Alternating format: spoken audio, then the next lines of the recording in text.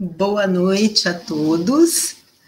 Eu sou a Marília, a fundadora da Associação Síndrome do Amor, a mãe do Thales. Esse menino aqui, aqui. E estou aqui hoje especialmente emocionada para iniciar o segundo Congresso Nacional dos Amores Perfeitos. O primeiro congresso aconteceu em 2020, em plena pandemia, onde nós tivemos uma série também de profissionais de saúde, famílias, advogados falando sobre a síndrome de Edwards.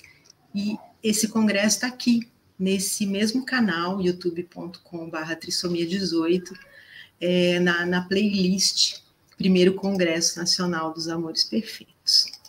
Vamos lá. Eu queria fazer um convite a você para fazer uma viagem comigo até o dia 4 de maio de 2004, né, há 18 anos, que eu esperava, né, a chegada do meu filho, como todas as mães esperam a chegada de seus filhos. Tranquila, com status de mãe veterana, né, já era mãe de adultos, e sabendo que daí 2 dias chegaria o Thales, né, o famoso Thales. E então fui daí 2 dias, né, que seria sexta-feira agora, dia 6, fui para a maternidade, tranquila, né, ganhar o meu presente.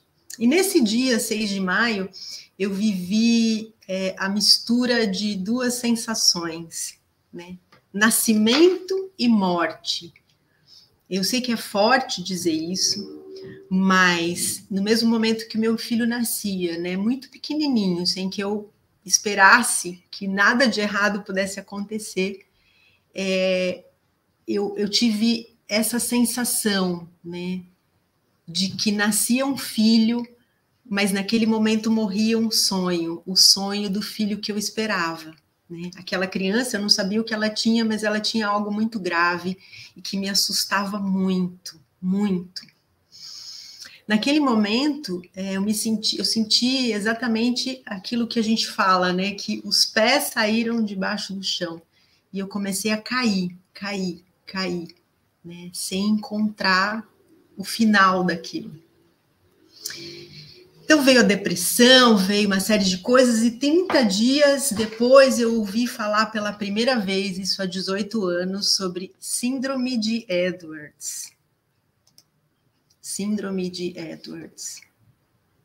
E a partir daí, né, eu fui buscar um jeito de conviver melhor com essa situação e comecei com uma comunidade no Orkut chamada Pais de Crianças Especiais, sem a menor intenção de algo que a gente tem hoje, a não ser ajudar o meu filho a viver. Bom, tudo começou por causa de 2 promessas que eu fiz ao Thales. A primeira, de que, à medida que eu fui conhecendo e me apaixonando por ele, contar para todas as mães, pelo menos uma mãe, todos os dias, que aquela experiência não era só dor. Segundo, eu prometi ao meu filho que eu não seria triste por causa dele. Então, essas promessas se transformaram depois, né, de um tempo na Associação Síndrome do Amor, que faz 15 anos de fundação esse ano. A primeira alegria. A segunda alegria, né, a segunda realização é que no segundo Congresso Nacional dos Amores Perfeitos, nós falaremos com profissionais de saúde experientes na síndrome de Edwards. Eles sabem o que estão falando, eles conhecem a síndrome. Nós falamos com famílias que conhecem a síndrome. Nós teremos palestrantes que são famílias, né, que vão falar para a gente, e famílias profissionais de saúde, né, que mudaram seu olhar em relação à síndrome de Edwards depois disso. Então, o que é muito importante não vamos pensar em tempo de vida, né? Ninguém está dizendo aqui que as nossas crianças não vivem, muitas vezes, por uma questão de negligência. Isso pode acontecer? Pode, em qualquer doença, em qualquer condição. Mas isso não é o principal. O principal é dizer que elas podem viver, né? A morte não é o único caminho, existem outros caminhos. A gente quer os cuidados, né? Como pais, nós precisamos dos cuidados, por isso nosso tema é cuidado é vida. É vida para a criança e vida para nós, principalmente. Porque nós, famílias, precisamos cuidar dos nossos filhos. E para cuidar de um filho com a síndrome de Edwards, a gente precisa da ajuda de muita gente. Gostaria também que vocês ficassem atentos aos encontros, né? Você que é uma família de uma criança com síndrome de Edwards, fique atento aos encontros. Faça uma lista das pessoas que você encontrou, né, depois que teve o seu filho. Então, eu abro aqui oficialmente o 2º Congresso Nacional dos Amores Perfeitos, que vai acontecer durante todo o mês de maio, né? Grande parte online, o último dia, 27 de maio, presencial e online na Câmara Municipal de São Paulo. A gente espera você. E, para terminar, eu quero contar que a gente fez uma saladinha muito gostosa e amorosa, que foi convidar algumas outras pessoas que representam outros grupos de doenças raras, por alguns motivos. Primeiro, para mostrar que as realidades são muito parecidas e que nós precisamos nos unir, né? Porque a gente conhece diagnósticos diferentes, mas situações muito semelhantes. Segundo, para que vocês também conheçam outras pessoas e percebam o quanto tem tanta gente lutando pelas doenças raras, no melhor sentido da palavra. Então, hoje, agora, a gente vai saber o que é a síndrome de Edwards, com a Michele Detoni, que é bióloga, ela é idealizadora do Ciência Rara, que é um canal que eu super recomendo para vocês, que é uma tradução da linguagem médica para a linguagem que a gente vai entender. Aliás, todo o nosso congresso é nessa direção, uma linguagem acessível a todos.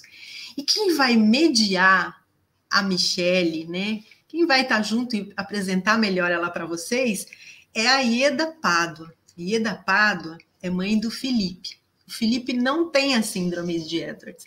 O Felipe tem outra alteração genética que chama Dandy Walker. A Ieda vai falar rapidamente o que é isso, né? Aproveita, já segue a Ieda, ela tem muita experiência para passar para a gente.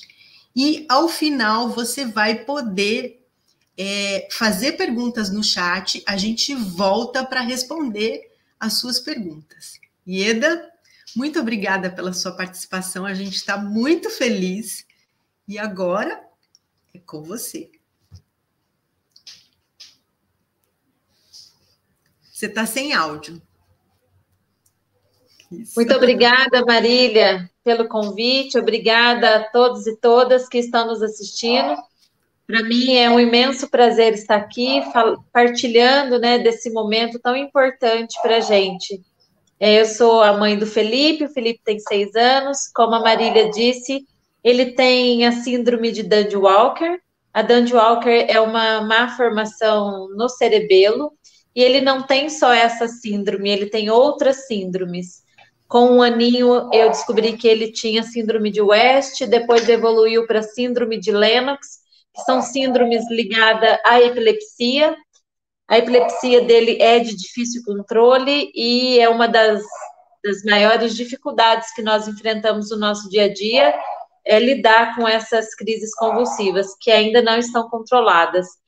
E também ele tem a síndrome de Dandy Walker, West, Lennox-Gastaut e a síndrome de Demasier, que é uma má formação no nervo óptico. Então, 4 vezes eu recebi diagnóstico de que o meu filho não teria o meu prognóstico ideal, né? Não teria a evolução que eu, enquanto mãe, idealizei para ele. No entanto, a maneira como eu recebi isso foi de uma maneira, como a Marília disse, né? A gente perde o chão no primeiro momento. Mas o primeiro médico que deu o diagnóstico da síndrome do Felipe, que é a Dandy Walker, ele usou a seguinte frase: cuide dele como um cristalzinho. E é isso que a gente tem feito nesses 6 anos. Cuidar do Felipe como um cristalzinho. E hoje, nesse dia tão importante, né, estar aqui e falar um pouquinho desse espaço, né, de deficiências, da minha luta enquanto mãe de uma criança com deficiência, é super importante. Então, eu quero agradecer e chamar a Michele para poder contar para a gente, né, do seu conhecimento, o que é a Síndrome de Edwards. A Michele que tem tanto conhecimento e vai nos passar de uma maneira tranquila o que ela sabe sobre essa síndrome tão importante e responsável por nos unir no dia de hoje. Boa noite a todos, sejam muito bem-vindos, né? Meu nome é Michele, como a Ieda já me apresentou.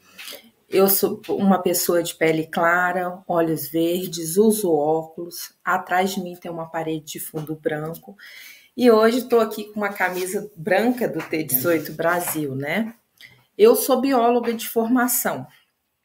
E atualmente eu estou responsável pelo projeto Ciência Rara e também tento contribuir um pouquinho na conscientização sobre a síndrome de Edwards. E venho junto a Marília tentando ajudar nossas crianças. Quero agradecer imensamente esse convite de estar aqui. É uma honra poder falar das crianças que mudaram o direcionamento da minha vida. Nossas crianças são demais, né? Eu sou meio suspeita para falar. Bom, vamos dar início à apresentação de slides, onde a gente vai conversar um pouquinho sobre a síndrome de Edwards, enfatizando o tema do nosso congresso, né, que cuidado é vida.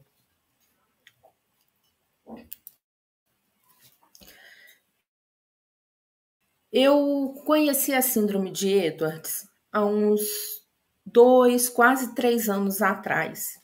Eu tenho uma doença rara chamada paraparesia espástica hereditária, e eu estava fazendo um curso sobre sociedade do terceiro setor, sabe? Tentando entender um pouquinho mais, porque a gente estava formando uma associação, um grupo da minha doença.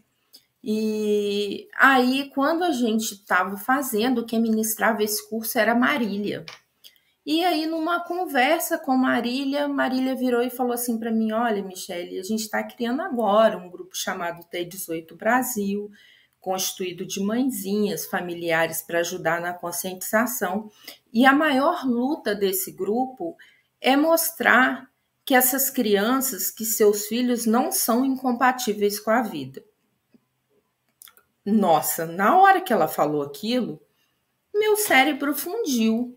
Como podia uma família provar que o filho estava vivo, que ele era compatível? Eu devia ter alguma coisa que não estava ali batendo, né? Na mesma hora, eu fui olhar os conceitos de vida. Vai que o conceito que eu tinha de vida já precisava ser atualizado. E quando eu fui revisar esse conceito de vida, eu vi que biologicamente a vida se inicia realmente no momento da concepção, que é o momento da fusão do gameta masculino e do gameta feminino, formando a primeira célula ovo lá no início. Essa célula não tem pé, não tem mão, não tem coração, não tem órgão, não tem tecido, não tem nada, é apenas uma célula, mas nela já existe vida. Aí eu falei, pode ser que tenha outro conceito, né? Fui olhar juridicamente o que é justiça, o que eles falavam sobre a vida. Tem várias teorias, mas a mais aceita é a teoria concepcionista, inclusive aceita pelo STF. O que essa teoria defende? Ela defende que a vida, bem como seus direitos, se iniciam a partir da concepção. Bom, então não tinha nada errado com o que eu sabia de vida. Será que é a síndrome de Edwards? Então vamos estudar um pouquinho a síndrome de Edwards, para a gente entender aonde que ela se encaixa nesse contexto, por que ela está sendo rotulada como incompatível com a vida. Bom, a síndrome de Edwards, ela foi descrita pela primeira vez em 1960 pelo Dr. John Edwards. O Dr. John Edwards, ele era geneticista e ele foi chamado para atender uma bebezinha chamada Sarah num hospital. Quando ele chegou lá, Sarah tinha um problema hepático, mas quando ele foi fazer a anamnese, fazer a avaliação clínica da Sarah, ele viu que ela tinha algumas características bem peculiares, que lembrava ele casos de trissomia. Então, ele observou, né, que ela tinha uma proeminência no crânio, viu que ela tinha a mandíbula pequenininha e mais para trás, observou também que a posição da orelha era um pouquinho abaixo do que ele estava acostumado e ela tinha as mãozinhas cerradas, com os dedinhos sobrepostos. Isso chamou a atenção dele e ele resolveu fazer uma avaliação um pouquinho mais minuciosa dessa bebê. Coletou o sangue e diagnosticou essa criança com a trissomia do cromossomo 18. Mas, Michele, o que é trissomia? Bom, em todas as nossas células, a gente tem lá no núcleozinho dela o nosso DNA, que é como se fosse uma biblioteca, onde tem todas as informações para que a célula funcione perfeitamente. E esse DNA, para ter tanta informação, ele acaba sendo grande. E para caber dentro daquela célula, ele é organizado em cromossomos. Michele, cromossomo? Sim, é como se fosse carretéis de linha. Sabe quando você tem aquela linha gigante? Imagina, essa linha vai embolar. Então, para não embolar, a gente enrola ela em carretéis. E é isso que o DNA faz dentro da célula. Então, a gente tem 23 pares de cromossomos em todas as nossas células do corpo humano, com exceção dos gametas. Desses 23 pares, então, que são 46 cromossomos no total, 23 vieram da nossa mãe e 23 vieram do nosso pai, tá? No momento da formação do nosso gameta, esses cromossomos, essa célula, ela vai sofrer um processo de divisão. E para que isso aconteça, esses cromossomos, eles são duplicados e depois divididos nas células filhas. Olha, quando é dividido nas células filhas, algumas vezes ou muito raramente, algo dá errado. E aí, a célula filha fica com o cromossomo 18 a mais, resultando que numa célula ovo com 47. Então, essa célula ovo, ela tem os 23 pares típicos e normais de qualquer célula e ela tem um cromossomozinho 18 a mais, que vai formar um trio. Então, na verdade, essa célula ela passa a ter 22 pares e um trio de cromossomo 18, que é o que caracteriza a nossa trissomia.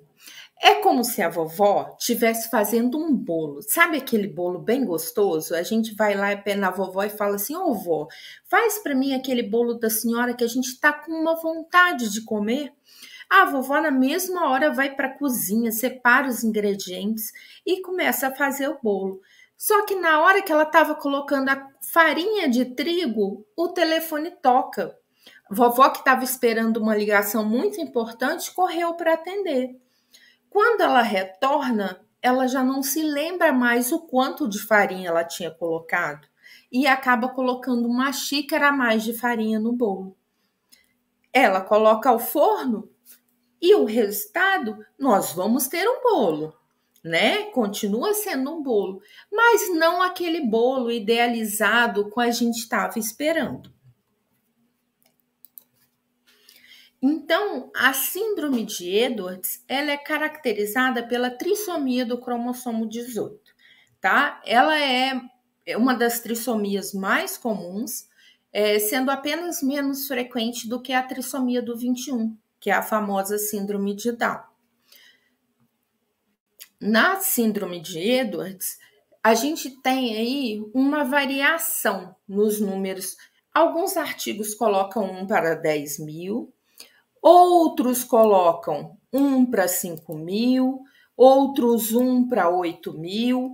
Então, ainda não se tem um dado preciso. Esses dados são subestimados. Estima-se que em concepções sejam em torno de 1 para 2.500. Só que a gente sabe que em alguns casos há perda gestacional. A maioria das crianças que a gente vê são meninas. E por que isso? Supõe-se que os meninos possam ter casos mais severos e, por isso, possam ter uma taxa de mortalidade maior. A síndrome de Edwards, hoje, como conhecemos, tem algumas malformações, além daquelas identificadas pelo Dr. John Edwards. Por exemplo, a gente tem a parte posterior do crânio proeminente, como ele tinha visto. A gente vai ter a baixa implantação das orelhas, então as orelhas são um pouquinho abaixo do esperado. O pé das nossas crianças, né, em mata-borrão, com calcânio proeminente, e tem outras alterações que já vão dificultar um pouquinho a funcionalidade. Por exemplo, a boquinha das nossas crianças é menorzinha, a mandíbula é um pouquinho menor e retraída, o que pode dificultar a alimentação. Elas têm a mãozinha cerradinha, né? Que para mim é um charme só, mas isso pode dificultar um pouquinho na manipulação de objetos por elas. E além das malformações que são visíveis a nós, a gente também tem aquelas malformações em órgãos, e por isso elas são um pouquinho mais severas. 90% das nossas crianças possuem malformação cardíaca, sendo a mais comum, a gente chama de CIV. A CIV, na verdade, ela é um buraquinho extra que tem comunicando o ventrículo direito ao ventrículo esquerdo, né? E o que vai acontecer por conta disso? Aumenta a quantidade de sangue que vai fluir pela artéria pulmonar. Com isso, as nossas crianças podem vir a desenvolver uma hipertensão pulmonar, que é uma doença um pouquinho mais grave. Mas tudo tratado, a gente sabe que pode ter uma melhora sim na qualidade de vida. Uma outra alteração nos rins, que é bem típica da trissomia 18, é justamente os rins em ferradura. O que acontece? Aqui na primeira imagem vocês veem que é um rim comum, né, de uma pessoa saudável, e aqui o rins das nossas crianças. Olha, o amor é tão grande que esses rins aqui, eles são sapequinhas, eles se juntaram, eles se uniram, formando um rim só, que é chamado rim em ferradura. Os rins em ferradura, na maioria das vezes, eles são assintomáticos. Eles não desenvolvem sintomas nenhum. Mas em algumas crianças há uma má drenagem e com isso pode ter risco de insuficiência renal. Nesse caso, a gente também consegue, com uma cirurgia muito amorosa, ajudar nossas crianças. Bom, o mais importante é que apesar dessa severidade toda, né, e desse rótulo inicial de incompatível com a vida, 30 a 40% dos casos diagnosticados ainda na gestação, as crianças nascem vivas. 5 a 8% vivem além do primeiro ano de vida. Lembrando, né, que no primeiro aninho é um maninho que a gente precisa ter um cuidado com as nossas crianças, com o nosso cristalzinho, como bem disse a Ieda. Então, é onde acontece a maioria das intercorrências. E 60% daquelas que chegam a 1 ano conseguem viver além dos 5 anos de idade. Hoje, a gente já sabe que existem adultos com trissomia do 18 e que eles podem ser capazes de andar, de ir à escola, de dar aquele sorriso tão amoroso para a gente. E às vezes as pessoas falam, mas Michele, é uma condição genética tão severa, não tem cura, é uma condição genética. Como que eu, como médico ou como profissional da saúde, vou poder ajudar? Para responder esse questionamento, eu recorro a uma frase do Dr. Adib Jatene, que era cardiologista. O Dr. Adib falou uma vez que a função do médico é curar, mas quando ele não pode curar, ele precisa aliviar. E quando não pode curar nem aliviar, ele precisa confortar. O médico precisa ser especialista em gente. Eu estendo essa frase a todo ser humano, né? Eu acredito que a todo profissional da saúde e, além de tudo, a todo ser humano. Essa empatia é muito necessária. E essa empatia, ela vai ser muito importante em todo o percurso do profissional. Um dos momentos no qual a síndrome de Edwards ela pode começar a aparecer ali, acender uma desconfiança, e esse diagnóstico é feito ainda no útero materno, quando a gente vai fazer o ultrassom morfológico, são observados alguns sinais de que aquele bebê pode ter uma alteração no seu desenvolvimento, aquele feto pode apresentar uma alteração. Quais alterações são essas? A alteração na translucência nucal, né? A distância ali na nuquinha ser diferente. A gente pode ter a ausência do osso nasal, que é um outro indicativo. A gente pode ter também a presença de um cisto no plexo coroide durante o desenvolvimento. Em algumas vezes, até mais no final, o cisto some. Mas são indicativos de que pode ter alguma alteração no desenvolvimento. Então, nesses casos, geralmente o médico ele pede alguns exames de triagem feitos a partir do sangue da mãe. Esses exames são chamados de PAPPA e NIPT. Bom, mas são exames de triagem, né? E se esse exame, de repente, der positivo, não é que a criança tenha trissomia, é que a criança tem uma possibilidade de ter. Então, o médico vai pedir um exame para confirmar essa possibilidade. Então, esse exame é um pouquinho mais invasivo, ele é chamado de amniocentese, quando ele é feito do líquido amniótico. Ele pode ser feito das vilosidades coriônicas também. Nele vão ser coletadas células do bebê, do feto. E essas células vão ser, então, analisadas através de um exame genético chamado cariótipo. O cariótipo ele vai mostrar para a gente o quê? Vocês lembram que eu falei lá que o DNA eram vários carretéis de linha? Então, ele vai mostrar esses carretéis. Então, nós vamos ver os 23 pares de carretéis. Opa! Em alguns casos, quando a gente olha no microscópio, olha aqui, ó, tem um trio ao invés de ter 2. O sapequinho do cromossomo 18, ele pulou para essa célula de cá, ele queria ficar aqui.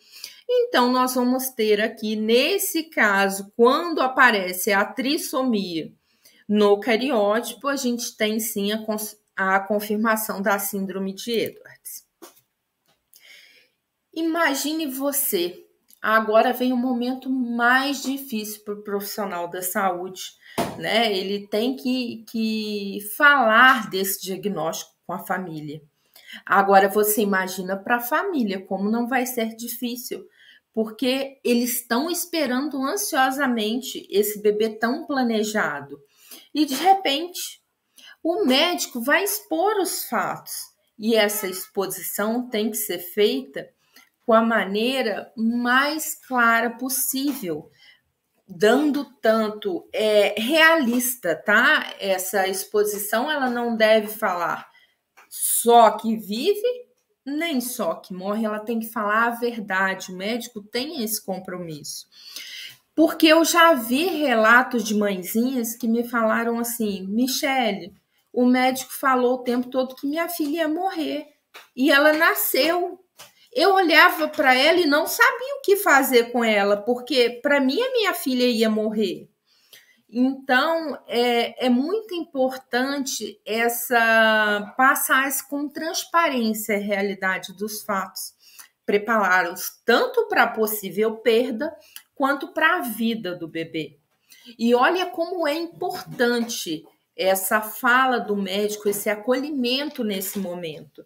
Vide o relato dessa mãezinha. O médico me explicou tudo que meu bebezinho poderia ter e que ele estaria conosco, nos auxiliando e nos assistindo. Foi quando me senti amparada e incrivelmente mais calma. Então, a maneira como o médico comunica isso à família pode empoderar a família para poder estar fazendo tomadas de decisões futuras de uma maneira muito mais clara.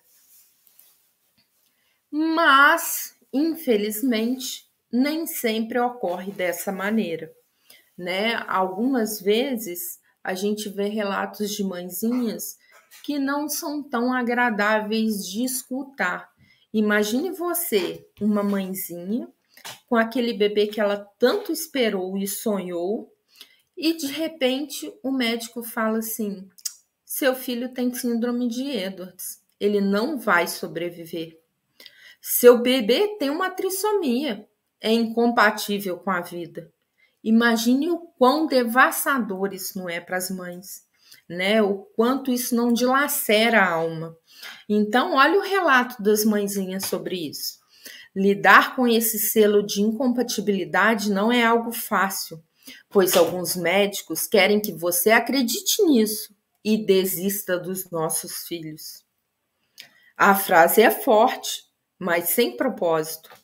Você não pode falar que é incompatível com a vida se referindo a alguém que está vivo. Então, gente, essas frases chegam a arrepiar a gente. E muito, muito importante lembrar que algumas vezes o profissional da saúde ainda vai além disso. Ele chega a sugerir, de maneira leve, mas sugerir que a mamãe faça a interrupção da gravidez, alegando que o bebê vai ser incompatível com a vida e que a mamãe tem um risco se continuar a gestação. Gente, às vezes isso sem nem mesmo a mamãe apresentar nenhum sinal clínico que indique que esse bebê está colocando a vida dela em risco. Isso é crime. A postura do médico à frente desse rótulo vai trazer consequências para a gestação. No Brasil, é crime. Só se permite um aborto em algumas condições: estupro, bebê anencéfalo, ou então quando trouxer risco real à mãe. O que ainda não está comprovado cientificamente que uma gravidez de síndrome de Edwards é gravidez de risco. Então, é muito sério. Mas por que pode acontecer isso, né?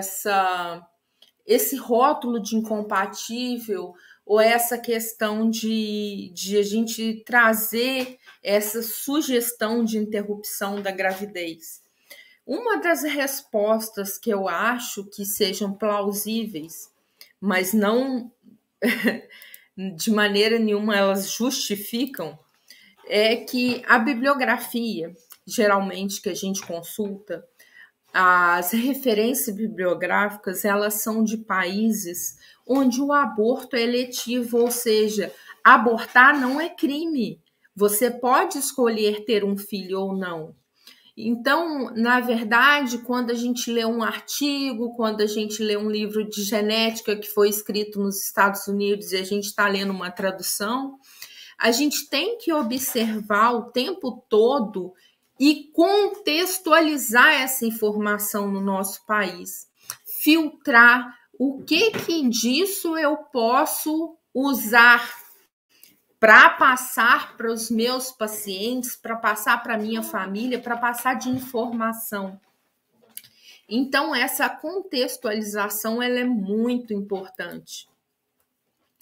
E quando a gente tem a possibilidade de saber, ainda durante a gestação do diagnóstico, a equipe cirúrgica, ela pode se preparar muito melhor para o momento do parto, né?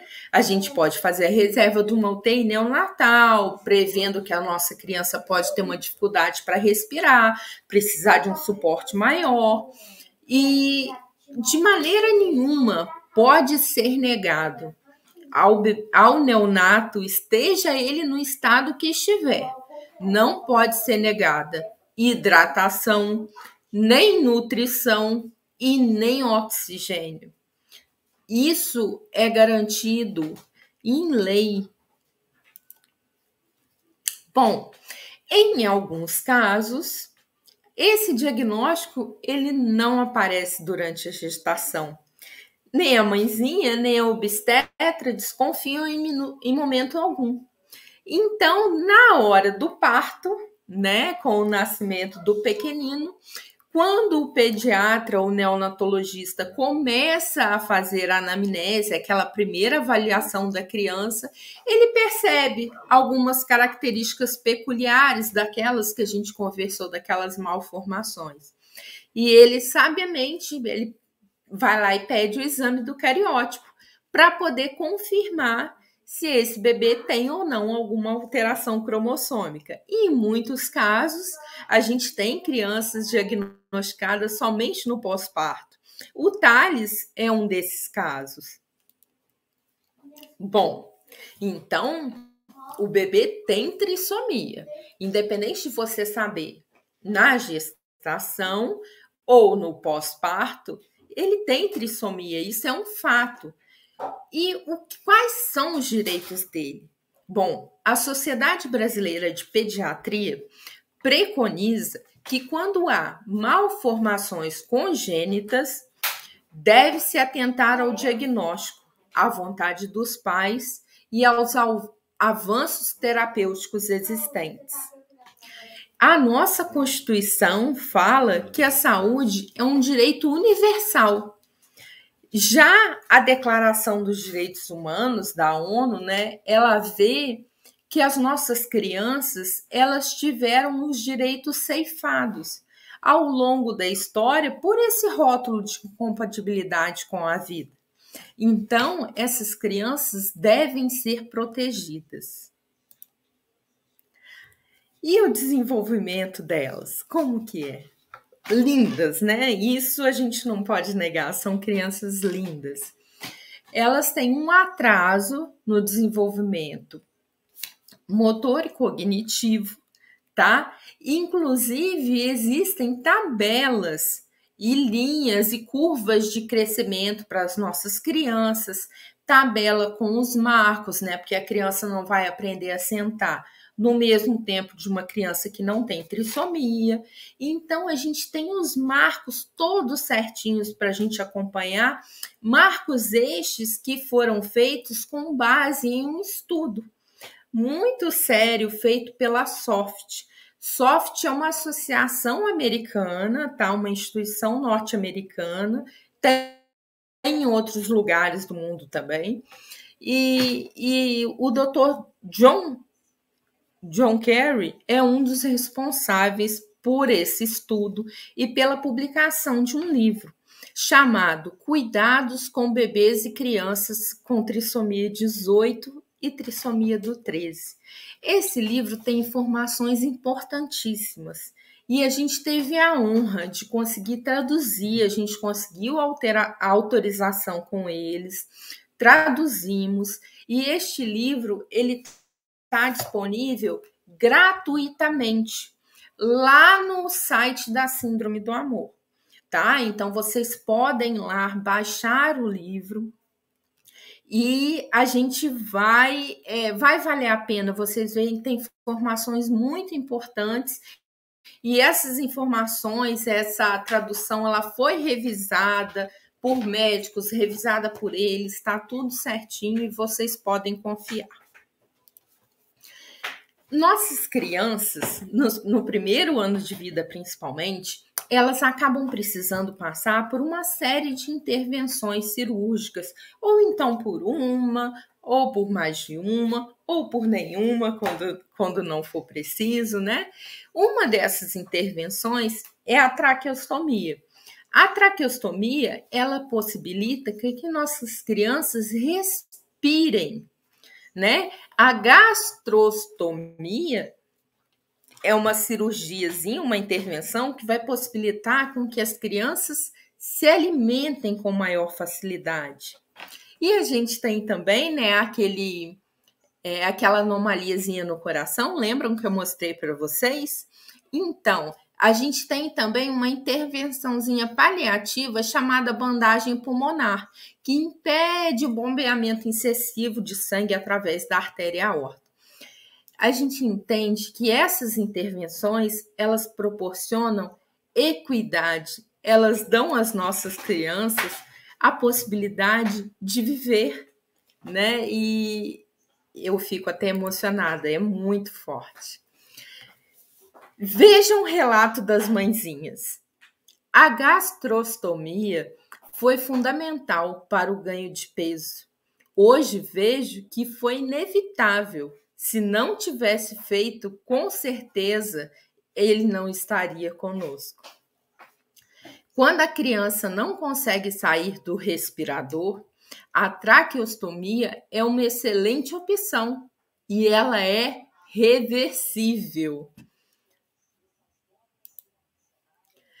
E quanto às imunizações, como que funciona? As nossas crianças, elas devem seguir o calendário padrão de vacinação, inclusive para a vacina da gripe, sendo que para as nossas crianças ainda é recomendada uma outra dosezinha especial de uma vacina chamada Palivizumab. Eu sempre me enrolo nesse nome, ele é muito grande. Então, o que é esse nome, Michele? Essa vacinazinha especial recomendada para as nossas crianças, na verdade, ela não é uma vacina, e sim anticorpos para fazer as nossas crianças responderem melhor às infecções recorrentes e às viroses. E para que o acompanhamento da nossa criança seja ainda melhor, que ela se desenvolva dentro das suas potencialidades, o ideal é que a gente faça com elas um acompanhamento multidisciplinar, onde além do pediatra, atuem o gastroenterologista, o cardiologista, o neuro, não menos importante, as nossas terapias não medicamentosas, que são terapia ocupacional, fono, TO, para que a criança consiga desenvolver suas habilidades. E olha, são muitas, viu? Apesar delas terem esse atraso no desenvolvimento, as nossas crianças têm um aprendizado contínuo. Vide o relato de uma mãezinha. Nunca abandonamos a fisioterapia e aos 14 anos ela começou a andar, dando ainda mais liberdade aos seus movimentos e vontades. Mas o histórico que quando a gente olha para trás, a gente vê que muitos médicos têm uma visão negativa da síndrome de Edwards. Acreditam que no cunho social, olha, as crianças não vão andar, não vão falar, elas têm um déficit cognitivo muito grande, então isso vai acabar sendo um fardo para os pais. Elas têm um gasto muito alto, não vai compensar investir nelas, porque elas não vão ser economicamente ativas, vão viver por pouco tempo, então não sei não. É o que esses profissionais acreditam, inclusive para defender o aborto em países onde isso é permitido, né? Mas nossas crianças são demais, gente. Vocês não imaginam o quanto. Não é questão de falar, não é questão de andar, não é questão de cursar uma faculdade, não é questão de nada, gente. É questão de vida, de amor que elas transbordam. Aqui a gente tem a Rita, né, com Maria, a última foto que eles tiraram num passeio, e as nossas crianças, elas são vida. Elas transformam a vida daquelas pessoas que passam por elas. Vide aqui o relato de mamãezinha. Ser familiar de um bebê, criança ou adolescente, e em alguns casos de um adulto nascido com trissomia, é um profundo ganho de experiência do coração. Então, a gente vem aos poucos, quando eu digo a gente, eu digo todos que trabalham nessa conscientização, não só no Brasil, né? Eu estou aqui em Belo Horizonte, a gente tem pessoas em Minas, a gente tem no Brasil, a gente tem mais, mas no mundo todo. A gente tem conseguido alguns avanços e os médicos, existem equipes médicas que acreditam nas nossas crianças, na possibilidade de vida e de aprendizado e de coisas boas que elas podem nos trazer. E a gente acredita que as intervenções médicas e cirúrgicas e de outros profissionais da saúde, elas vão prover uma condição igualitária para essas crianças. A gente tem visto que essas intervenções, elas aumentam em 75% dos casos em um ano a sobrevida das crianças. 23% das crianças chegam aos 5 anos. A gente sai da onde era 5% de chance de chegar aos 5 anos. De repente passa a ser 23% quando começa a se operar essas crianças e acreditar que elas podem viver e transformar vidas.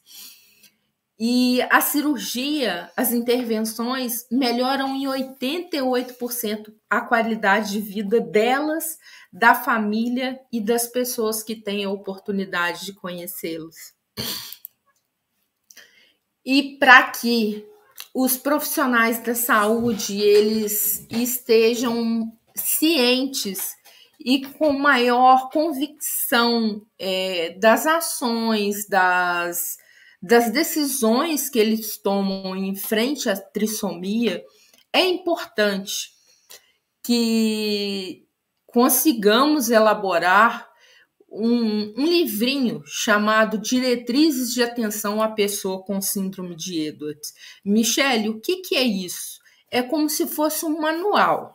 Eu sou médico, estou num hospital, acabou de diagnosticar uma criança com síndrome de Edwards ou com síndrome de Down ou com qualquer doença. Eu vou nesse manual, que é do Ministério da Saúde, e lá vai estar tudo sobre essa doença, inclusive falando o que eu, como médico, posso fazer para ajudar essa criança que tem, no caso da síndrome de Edwards, essa condição genética.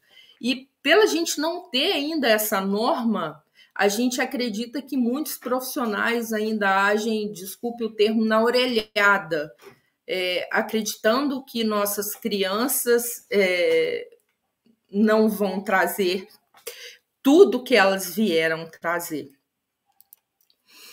E para fechar a nossa conversa de hoje, eu deixo aqui uma frase do Dr. Carneiro, que foi um grande defensor das crianças com síndrome de Edwards, e com certeza ele falava que temos que dar possibilidade de vida a essas crianças, sendo nós pais, sendo profissionais da saúde, sendo advogados, sendo qualquer pessoa.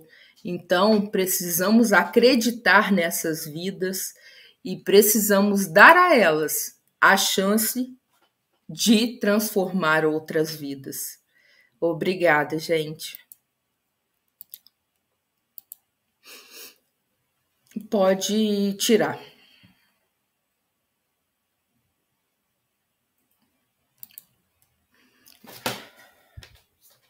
Tá eu de cá chorando, né? Porque deixa eu contar a minha experiência pessoal para vocês.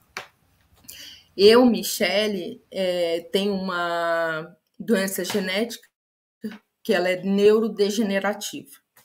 Então, é como se o meu neurônio, que vai ligar o meu cérebro à medula, ele morresse aos poucos. E aí, aos poucos, eu vou perdendo a força na perna, já não posso correr, já não posso pular, mas ainda posso andar. Mas eu estava numa depressão tremenda, sabe aquele luto que a gente vive quando recebe um diagnóstico? E quando a Marília falou que as crianças lutam pelo direito de respirar, eu falei, peraí, Michele, enfia seu choro na sacola, que tem criança lutando para respirar, o teu não é nada. E isso me impulsionou a conseguir lutar com a minha questão.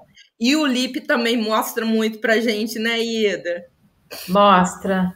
Todos os dias, né? Enquanto você falava, eu fazia memória de tudo que eu vivenciei com o Felipe, e uma das palavras da sua fala que foi assim formidável, eu não conhecia tão a fundo a síndrome de Edwards, e você me apresentou assim muito bem apresentado.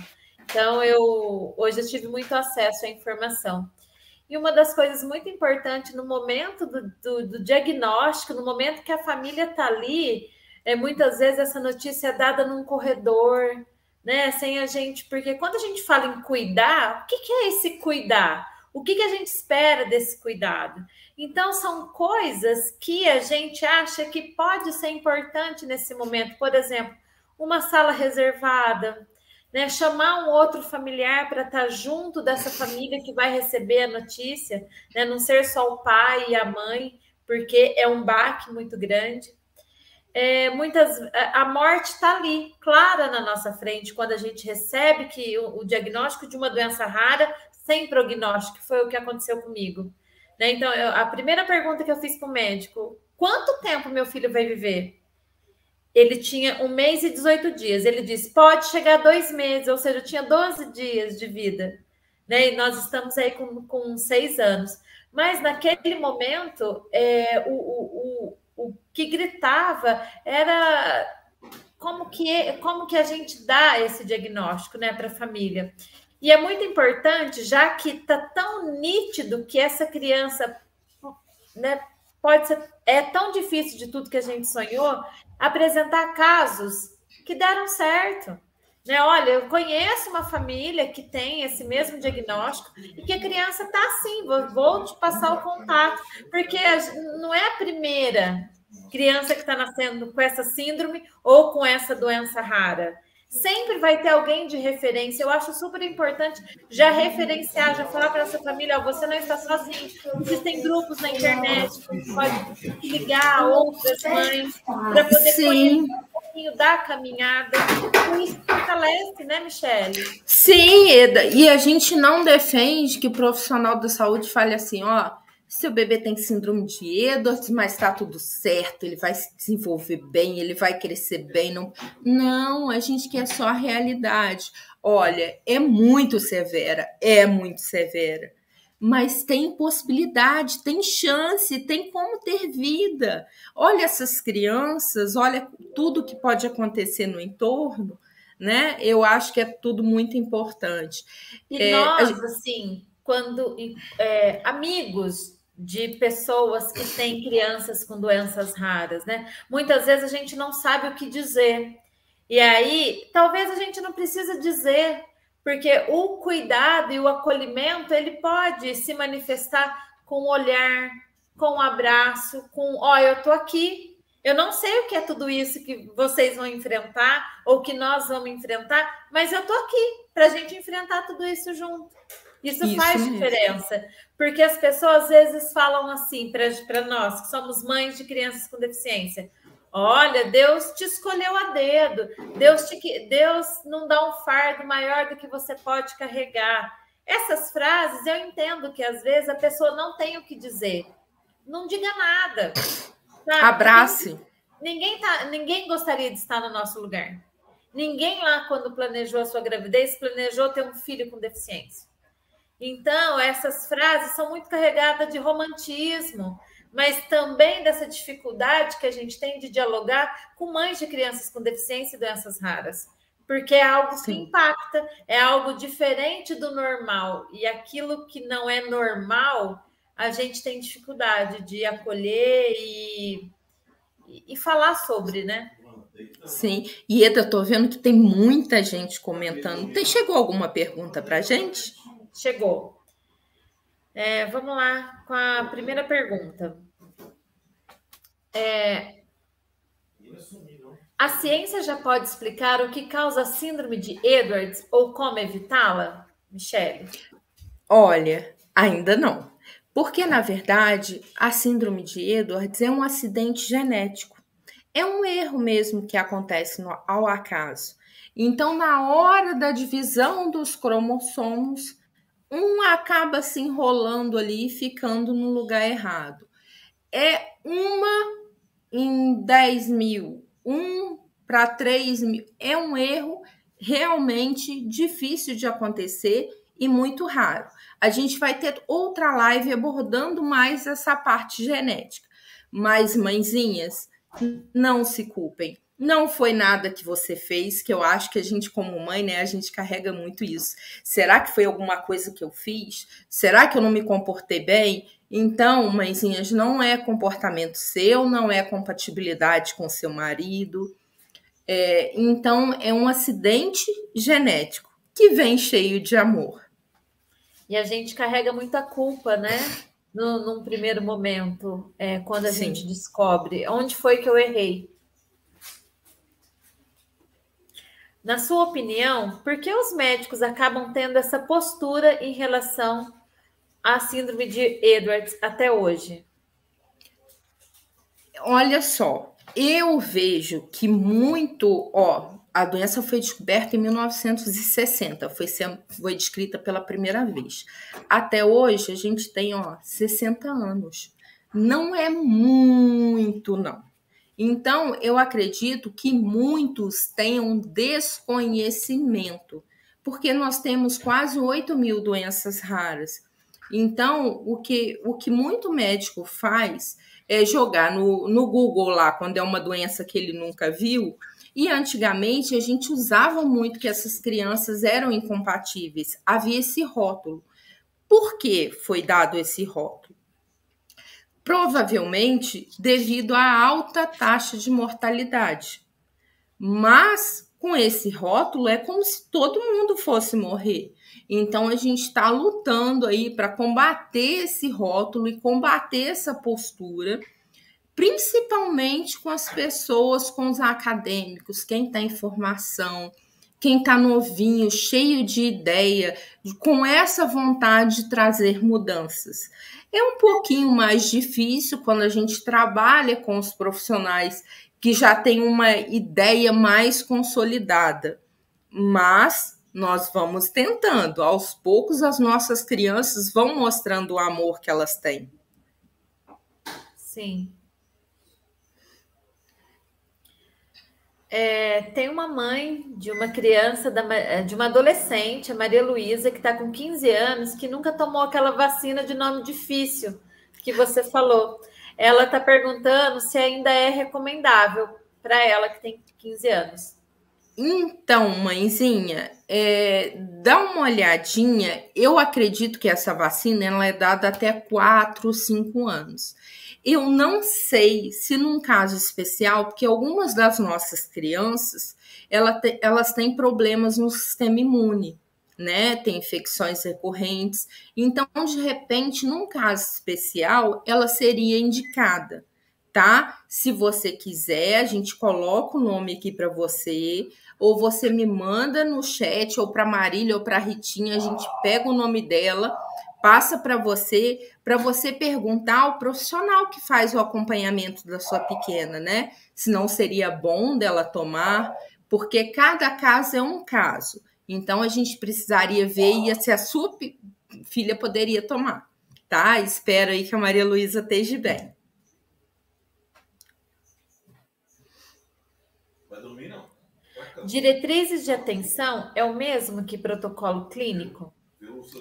Quase. Porque o protocolo clínico ele é feito para doenças.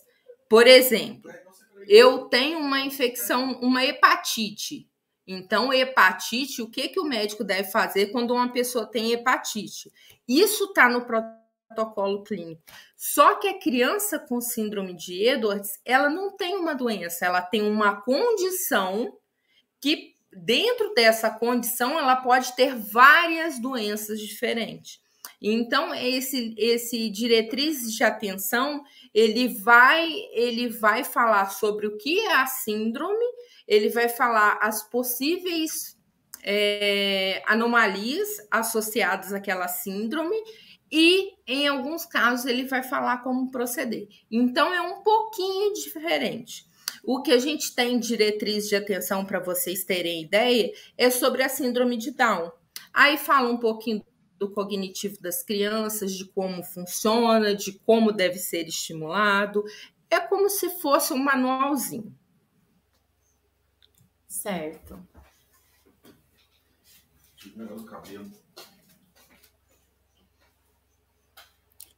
Enquanto a gente recebe a próxima pergunta, Michele, você citou sobre essa questão da internet, né? E é super importante a gente lembrar que a internet está aí e ela traz muitos benefícios. Porém, a gente tem que tomar muito cuidado com essa questão da busca por informação, porque a gente acaba encontrando coisas que nos desvia do foco da atenção, né? Do que é esse momento que a gente está vivendo. A gente se depara com definições e com casos que não é igual ao nosso caso. Embora a síndrome de Edwards ela é uma só, mas cada criança tem um prognóstico, cada criança reage de uma forma. Você mesmo falou, alguns precisam de procedimentos e outros não precisam. Isso acontece também com a síndrome de Dandy-Walker. O Felipe, ele tem a gastrostomia, não fala, ele não anda, tem baixa visão, mas a gente tem crianças que anda, que fala, que vai para a escola normal, então tem uma outra qualidade de vida. Por isso é super importante que a gente busque grupos de mães que vivem esse mesmo momento, porque elas podem contar as experiências e a gente sempre procurar referenciar os médicos, né, que acompanham a nossa criança, não medicar por conta própria, porque uma mãezinha está medicando, né, esses cuidados que a gente tem no dia a dia. E isso é muito importante, e a gente tem que pensar que não só na síndrome de Edwards e na Dandy-Walker, em todas as doenças raras é assim. A gente tem uma diversidade muito grande. Então, a gente tem que olhar para cada indivíduozinho, é como se fossem os dedinhos da mão. Todos são dedos, né? Todos têm o diagnóstico, mas cada um tem a sua individualidade, né? Então, o médico ele vai estar fazendo essa avaliação bem individualizada, cada um ele reage a uma medicação de uma maneira.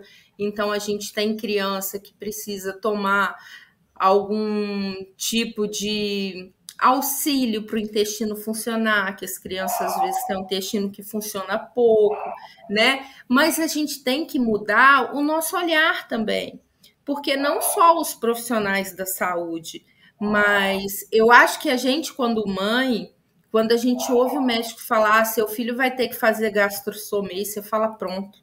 Meu filho não sabe comer pela boca, não vai comer, agora vai acabar. Para você, aquilo ali já foi um luto. Então, a gente tem que passar a reavaliar. Na verdade, são utensílios, são estratégias para propiciar às nossas crianças uma qualidade de vida, uma nutrição adequada. Não é porque está com a gastro que não vai fazer ingesta de alimento oral. Eu já vi muitas crianças que têm gastro e a mãe vira e mexe, vai lá, coloca um saborzinho na boca da criança, né? Maria Letícia era uma sapequinha da Rita, que vira e mexe, a Rita ia lá e colocava alguma coisa, sujava a boquinha dela. Então, as nossas crianças, elas precisam, né, de um auxílio para fazer algumas coisas que uma pessoa com o número normal de cromossomos faria sem maior dificuldade.